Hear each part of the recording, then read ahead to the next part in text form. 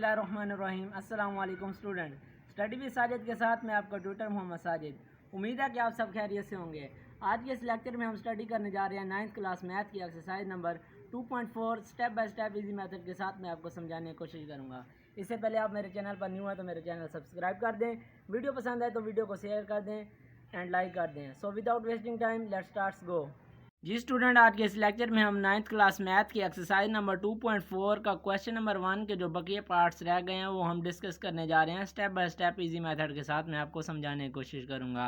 Part number 2 हमारे पास है जी 2x की पावर 5 y की पावर -4 मल्टीप्लाई हो रहा है जी -8 x की पावर -3 y की पावर 2।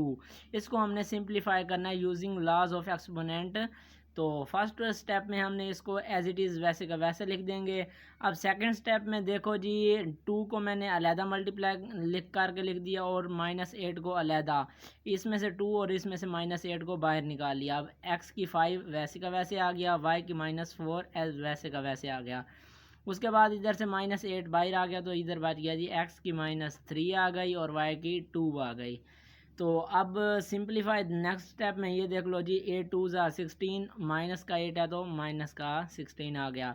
अब x की 5 और x की -3 आपस में मल्टीप्लाई हो रही हैं तो ये इनकी पावर क्या हो जाएगी, ऐड जमा हो जाएगी।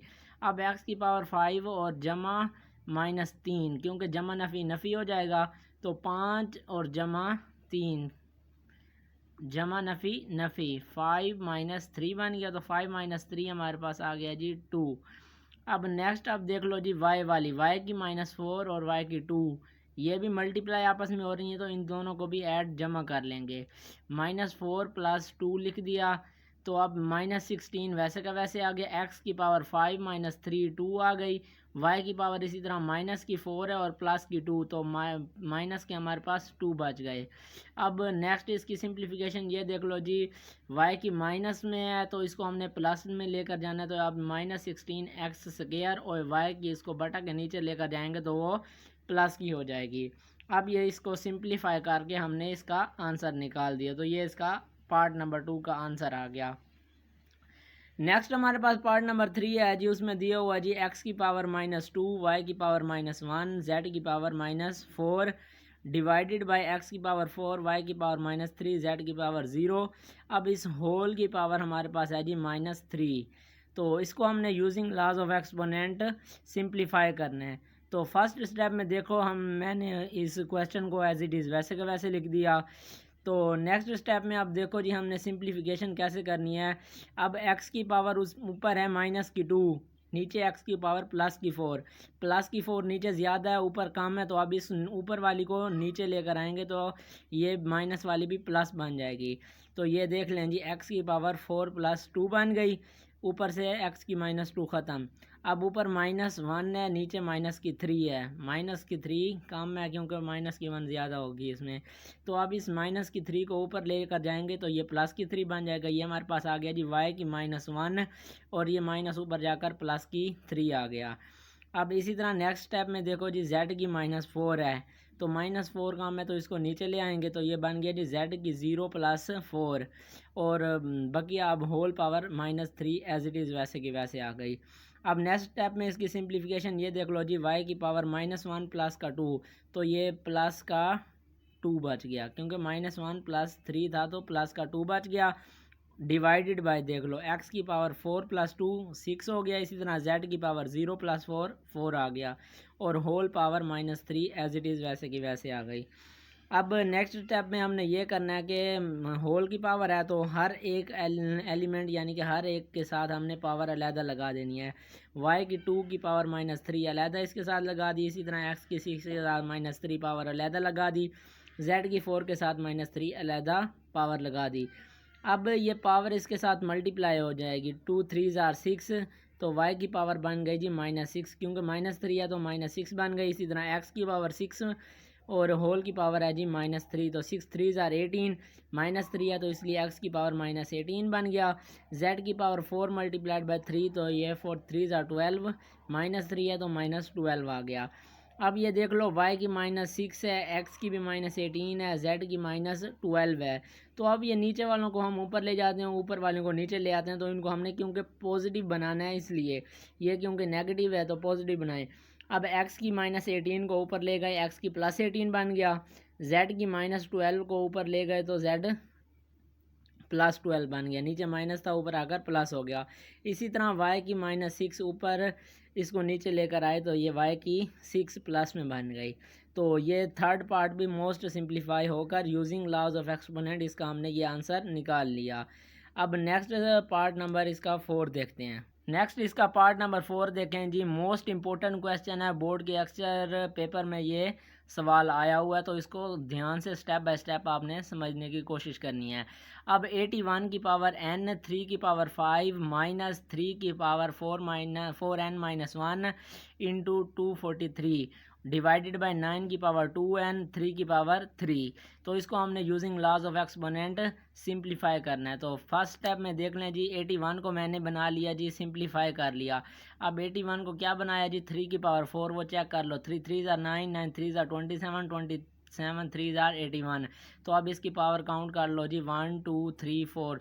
तो इसलिए हमने 3 की पावर 4, उसकी power n as it is आ गया, 3 की पावर 5 एज इट इज़ आ गया, माइनस 3 की power 4n -1 as it is आ गया। अब 243 को मैंने सिंप्लीफाई करके रख दिया है।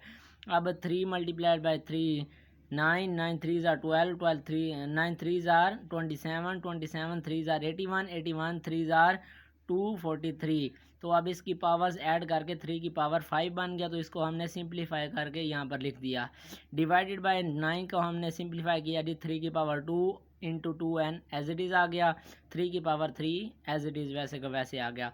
अब नेक्स्ट स्टेप में हमने देख लो जी क्या किया, इसको 4 को n के साथ मल्टीप्लाई कर दिया जी, 3 की पावर 4n बन गया। इसी तरह 3 की पावर 5 हो गया, माइनस ऑपरेशन आ गया, 3 की power 4n -1 as it is आ गया, और 3 की पावर वैसे का वैसे आ गया।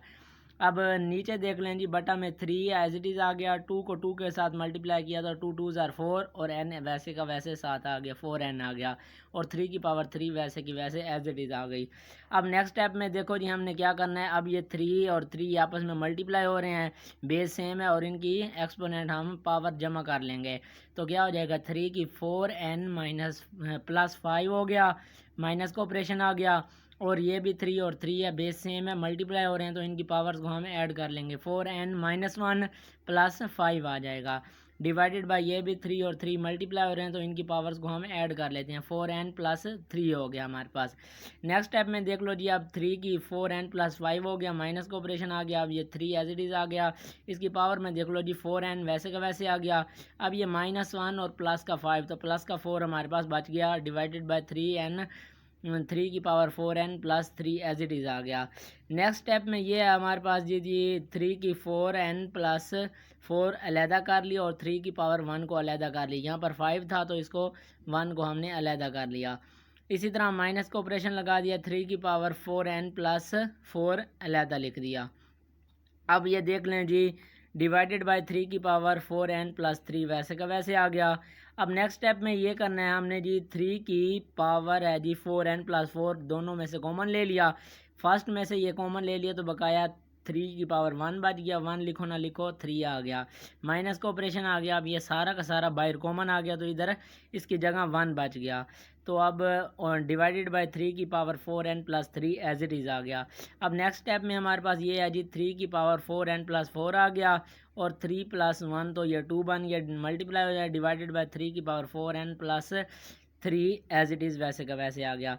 अब नेक्स्ट स्टेप में देखें जी, नीचे वाली को हम ऊपर ले जाएंगे, ये माइनस में तब्दील हो जाएगी, तो ये हो गया जी 3 की पावर 4n +4, ऊपर जाकर ये माइनस हो जाएगी, तो इसके साथ माइनस आ गया 4n, और ये माइनस का 3 हो गया, 2 मल्टीप्लाई एज इट इज़ वैसे का वैसे हो गया। अब ये देखो जी, हमारे पास ये प्लस का 4n है, और ये माइनस का 4n कैंसिल हो गया, बाकी हमारे पास बच गया जी 4 - 3, 1 आंसर आ गया। 3 की पावर हमारे पास 1 आ गया, मल्टीप्लाई 2 वैसे का वैसे, 3 की पावर 1 का मतलब 3 आ गया, मल्टीप्लाइड बाय 2 आ गया एज इट इज़। अब 3 2 6, ये हमारे पास सिंप्लीफाई करके आंसर आ गया पार्ट नंबर 4 का। तो यूजिंग लॉज ऑफ एक्सपोनेंट हमने पार्ट नंबर 4 को भी मोस्ट सिंप्लीफाई करके इसका आंसर निकाल लिया। तो ये मोस्ट इम्पोर्टेंट क्वेश्चन है, बोर्ड के एग्ज़ाम्स में ये काफ़ी टाइम्स रिपीट हुआ है क्वेश्चन, तो इसको आपने अच्छी तरह कर लेना स्टेप बाय स्टेप, क्योंकि मैंने आपको इजी मेथड से स्टेप बाय स्टेप समझा दिया, तो आपने एज इट इज़ ऐसे ही करना है। तो ये था आज का हमारा लेक्चर। उम्मीद है कि आपको अच्छी तरह समझ आई होगी। वीडियो पसंद है तो वीडियो को लाइक कर दें, ज़्यादा से ज़्यादा शेयर कर दें। मिलते हैं नेक्स्ट लेक्चर में, तब तक के लिए अल्लाह हाफिज़।